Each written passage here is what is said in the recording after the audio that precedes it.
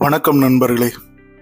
இன்னைக்கு நம்ம பார்க்க போகிறது இட்லிக்கு ஒரு அருமையான ஒரு தேங்காய் சட்னி, கடலை போட்டு சட்னி, தேங்காய் சட்னி வச்சிருக்குது.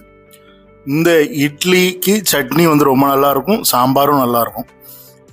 நான் இந்த இட்லி தான் ஒரு முதன்மையான உணவு, ஒரு நல்ல உணவு அப்படின்னு சொல்லுவேன். சிறியவர்கள் முதல் பெரியவங்க வர எல்லாரும் சாப்பிடலாம், ஒன்றுமே பண்ணாது. டைஜஷன் சீக்கிரமாக ஆயிரும், நல்ல பசியை தூண்டும், ஏன்னா உளுந்து சேர்ந்துருக்குது. இதில் பதம், பக்குவம், செய்முறை இதுதான் மெயினாக இருக்குது. என்னன்னு கேட்டிங்கன்னா, இந்த பதம், பக்குவம், செய்முறை இந்த மூணும் சரியில்லை அப்படின்னா இதில் ஏதாவது ஒன்று குறைஞ்சாலும் அந்த இட்லியோ இல்லை தோசையோ சாப்பிட்றதுல அர்த்தம் இல்லை.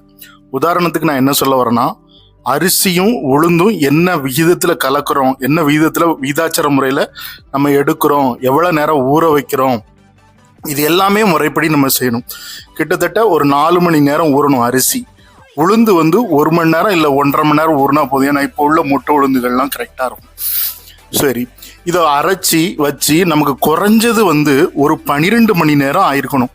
அரைச்ச மாவு புளிக்கிறதுக்கு அது அப்போ தான் பக்குவமாக மாறும். இட்லிக்கோ தோசைக்கோ அது ஒரு ருசியை கொடுக்கும், ஒரு டைஜஷனுக்கு தேவையான ஒரு ஆற்றலை கொடுக்கும். அதுதான் அந்த மாவு தான் அந்த பக்குவமாக ஆயிருக்கும் 12 மணி நேரத்துக்கு அப்புறம்.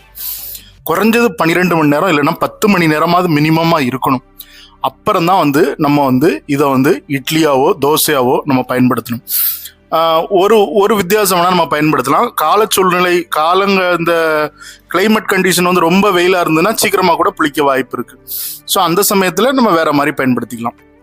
புளிக்காத மாவில் என்ன ஆகும்னா, செமிக்காது, ஜீரணம் ஆகாது, அதை சாப்பிடவும் கூடாது, அது வயிற்றுக்கு நோவை கொடுக்கும்.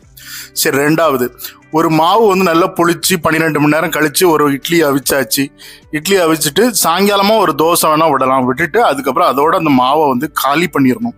அதுக்கு மேலே அந்த புளிச்ச மாவை வச்சிருந்தா அந்த புளிச்ச மாவே நம்ம வயிற்றுக்குள்ள நம்ம அதுக்கு அடுத்த நாள் நம்ம விடணும்னு நினைச்சோம்னா, அதை யூஸ் பண்ணணும்னு நினைச்சோம்னா, அந்த மாவு வயிற்று உப்புசம் உள்ள போய் இட்லியோ தோசையோ ஏதாவது சாப்பிட்டீங்கன்னா ரொம்ப புளிப்பாகி நெஞ்சு எரிச்சல் இதெல்லாம் கொடுக்க ஆரம்பிக்கும்.